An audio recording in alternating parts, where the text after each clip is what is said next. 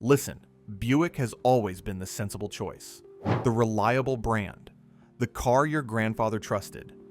But what you don't know is that behind closed doors, Buick engineers were building some of the most insane prototypes Detroit has ever seen. Cars with rear-facing cameras in 1956, vehicles controlled by 14 microcomputers in 1983. Concepts so advanced that GM's bean counters took one look and said absolutely not. Today, I'm showing you 10 Buick prototypes that were simply too wild for production. These aren't your typical concept cars gathering dust at auto shows. These are fully functional machines that could have changed everything. Before we get into these automotive what-ifs, make sure you hit that subscribe button and turn on notifications. You don't want to miss our deep dives into the cars that almost changed everything. Now, let's start with the car that literally invented the concept car as we know it. Number 10. Buick Y-Job, 1938. Back in 1938, the automotive world had never seen anything like this. While other manufacturers were building cars and immediately putting them into production, Harley Earl at GM had a different idea. He wanted to build a car purely to showcase what the future might look like. The result was the Y-Job, and it wasn't just Buick's first concept car. It was the entire industry's first concept car. Think about what that means for a moment. Every concept car you've ever seen at an auto show, every futuristic prototype that gets people excited, they all trace their lineage back to this one Buick. Earl understood something that nobody else had figured out yet. You could use a prototype to test public reaction, to showcase new technology, and to get people excited about what's coming next. The Y-Job itself was revolutionary for its time. Hidden headlights that retracted into the fenders. Electric windows when most cars still had manual cranks. A power-operated convertible top. Flush door handles. These weren't just styling exercises. These were functional features that Harley Earl used in his personal car for years. The proportions were unlike anything else on the road. Long, low, and sleek, with flowing fenders that seemed to stretch forever. The grille was horizontal and wide, completely different from the vertical grilles that dominated the era. This was a car that looked like it was moving even when it was standing still. But here's the thing. GM never intended to build the Y-Job for production. It was always meant to be a one-off, a rolling laboratory for ideas that might eventually make it into production Buicks. And many of them did. Hidden headlights, flush styling, horizontal grilles. All of these became Buick signatures in the years that followed. The Y-Job proved that you could build a car purely to explore ideas, and that concept has shaped the automotive industry ever since. Without the Y-Job, we wouldn't have concept cars. We wouldn't have auto shows full of dream machines. We wouldn't have that excitement about what the future might bring. Number 9. Buick X P300, 1951. By 1951, Buick was ready to push the boundaries again. The XP300 wasn't just another pretty concept. This was serious engineering wrapped in stunning bodywork. And the most impressive part? The engine could run on either gasoline or methanol in 1951. Let that sink in for a moment. This was a supercharged V8 that produced serious power regardless of what fuel you poured into it. Buick engineers had developed a dual fuel system decades before anyone was talking about alternative fuels or flex fuel vehicles. They understood that fuel flexibility might be important for the future, and they built a working prototype to prove it could be done. But the XP300 wasn't just about the engine. The body was pure sculpture.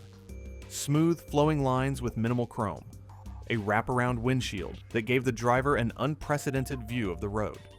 The interior featured push-button power windows, another innovation that wouldn't become common for years. The proportions were aggressive. Short overhangs, a long hood, and a fastback roofline that looked like it belonged on a race car. This wasn't a luxury cruiser. This was Buick showing that they could build something with genuine performance credentials. Buick used the XP300 as a testbed for technologies that would eventually appear in production cars. That wraparound windshield? It showed up on production Buicks later in the decade.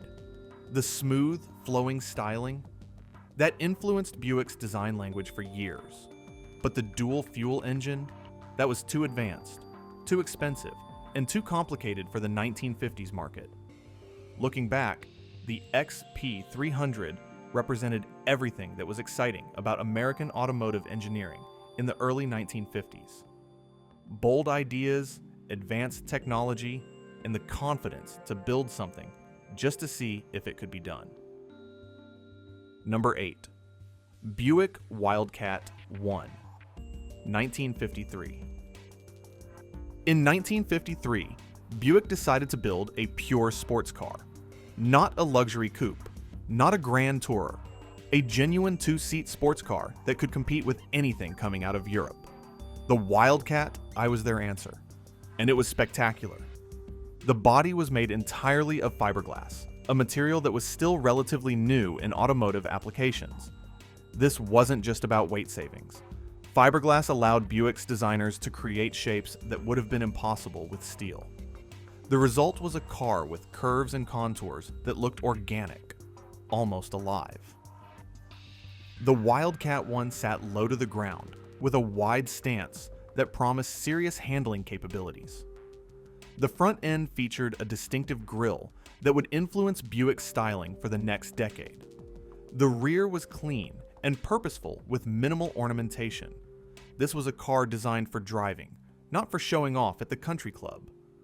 Under that fiberglass body was a modified Buick V8 that produced impressive power for the era. The suspension was fully independent, a rarity in American cars of the time. The brakes were oversized to handle the performance. This wasn't just a styling exercise. This was a functional sports car that could actually deliver on its promises. Buick built the Wildcat I to gauge public interest in a genuine Buick sports car. The reaction was overwhelmingly positive. People loved the styling, loved the concept, and wanted to know when they could buy one. But GM's corporate structure got in the way. Chevrolet had the Corvette. Buick couldn't have a competing sports car. So the Wildcat I remained a one-off, and Buick lost the opportunity to establish themselves in the sports car market. Number 7. Buick Wildcat II, 1954. Not satisfied with just one Wildcat, Buick came back in 1954 with the Wildcat II. This was smaller, more aggressive, and even more radical than its predecessor. Where the Wildcat I had been relatively conventional in its proportions, the Wildcat II threw convention out the window. The most striking feature was the open-wheel wells. The wheels were partially exposed, giving the car a race car aesthetic that was completely unlike anything else Buick was building. The body was even lower than the Wildcat I, hugging the ground like a predator ready to pounce. The front end was dominated by a massive grille opening that seemed to swallow air. The headlights were integrated into the fenders in a way that made them almost disappear. The overall effect was aggressive, purposeful, and completely unlike the comfortable cruisers that Buick was known for. Buick engineers had refined the suspension and chassis based on lessons learned from the Wildcat I. The result was a car that handled even better, with sharper responses and more feedback to the driver. This was a car that rewarded skilled driving and punished mistakes. But once again, GM's corporate politics intervened. The Wildcat II was too radical, too different from Buick's established image. Dealers were worried that it would confuse customers who came in looking for comfortable, reliable transportation. So the Wildcat II joined its predecessor as a show car, a glimpse of what Buick could build if they were allowed to follow their instincts. Number 6. Buick Wildcat III, 1955. By 1955, Buick had refined the Wildcat concept into its third iteration. The Wildcat III was the most polished of the series, with styling that was both aggressive and elegant.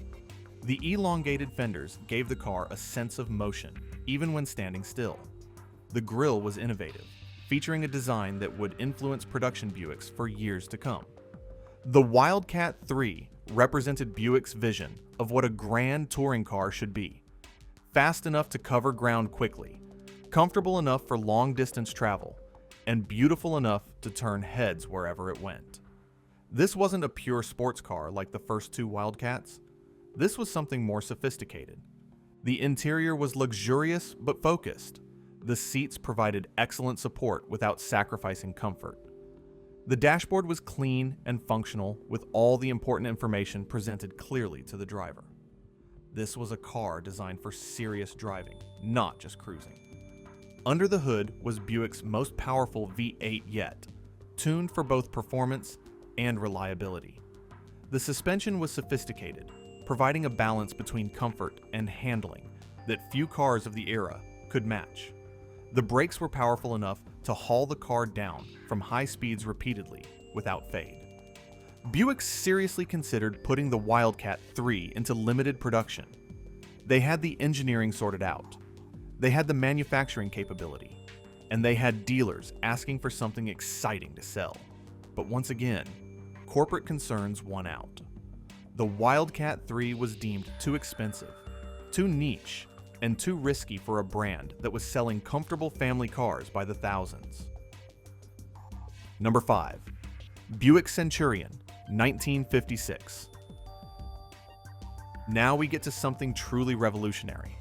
The 1956 Centurion wasn't just another pretty concept car. This was Buick showcasing technology that was so far ahead of its time that it seems almost impossible for 1956.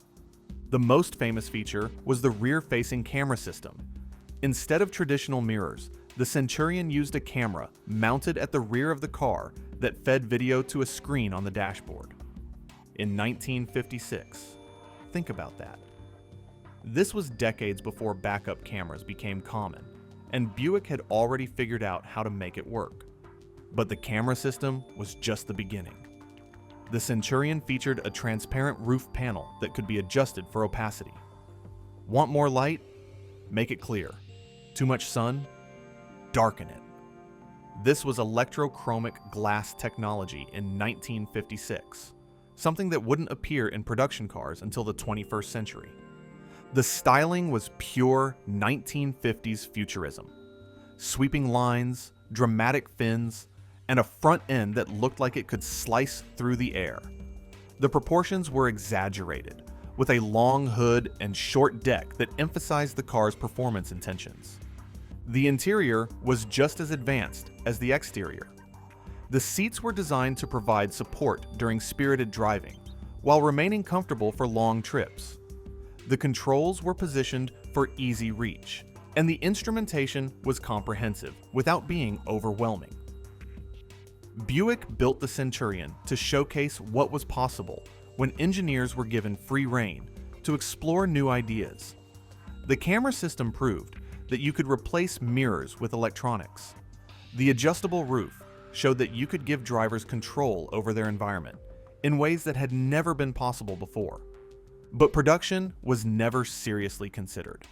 The technology was too expensive, too unreliable, and too far ahead of what consumers expected. The Centurion remained a show car, a glimpse of a future that wouldn't arrive for another 50 years. Number 4. Buick Quester, 1983. Fast forward to 1983, and Buick was ready to showcase their vision of the high-tech future. The Quester was loaded with 14 microcomputers that controlled everything from the engine to the climate control. In an era when most cars had 0 computers, Buick built a car with 14 of them. The Quester featured a laser key entry system. You didn't insert a key. You pointed a laser at a sensor, and the car recognized you and unlocked. This was biometric security decades before it became common. The car could store preferences for multiple drivers, adjusting the seat, mirrors, and climate control automatically when it recognized who was getting in. The dashboard was dominated by digital displays that showed everything from engine parameters to navigation information. Yes, navigation in 1983. The system used a primitive form of GPS combined with dead reckoning to help drivers find their way. It wasn't as sophisticated as modern systems, but it worked. The exterior styling was pure 1980s wedge design.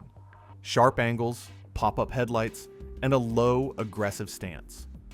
This was Buick trying to appeal to younger buyers who saw the brand as something their parents drove.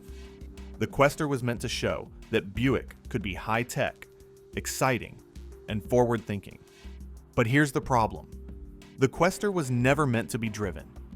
It was a static display, a showcase of technology that might eventually make it into production cars. The computers worked, the displays functioned, but the car itself was never fully operational. It was a promise of what the future might bring, but not a functional prototype. Many of the Quester's technologies did eventually appear in production Buicks, but it took years.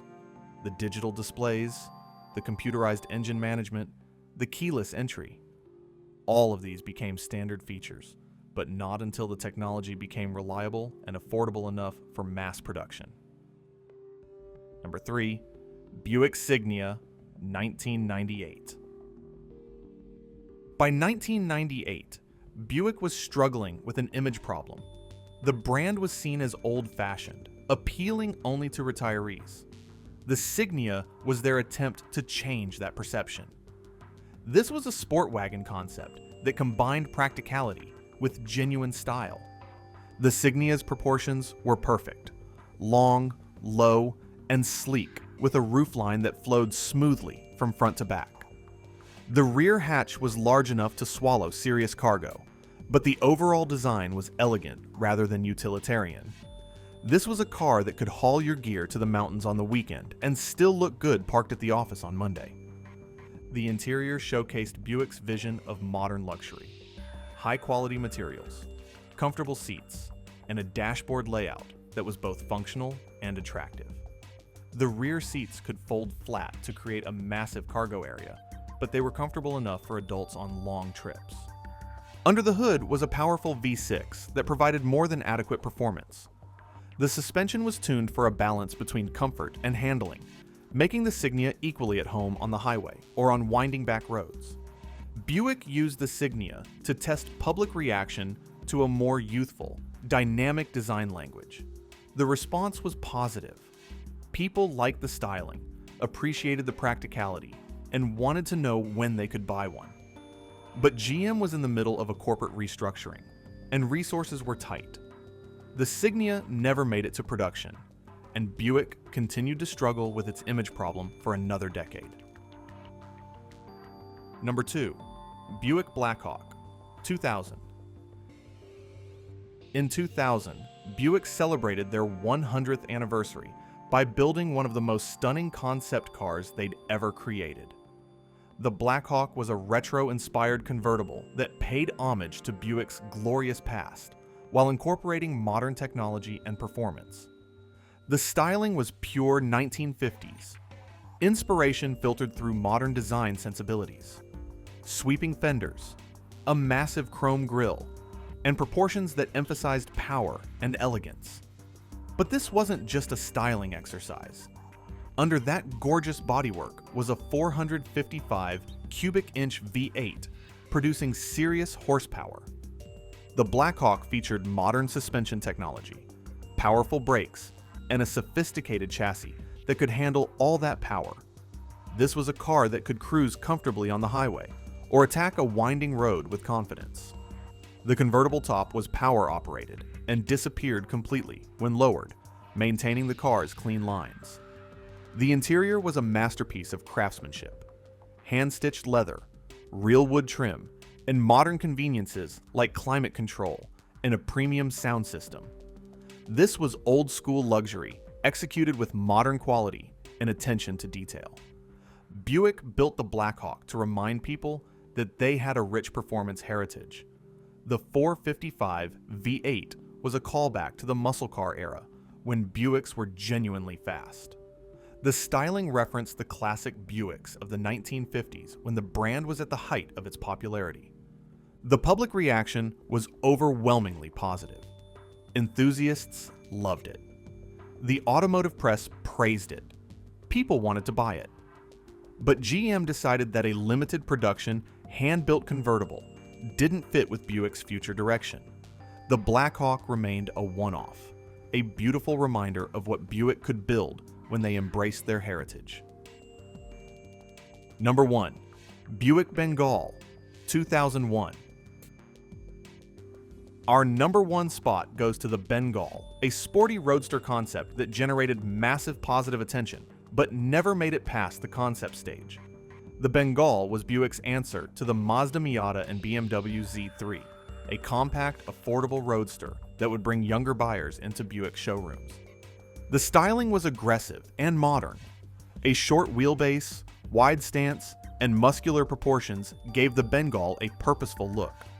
The front end featured Buick's signature waterfall grille, but executed in a way that looked contemporary rather than old-fashioned.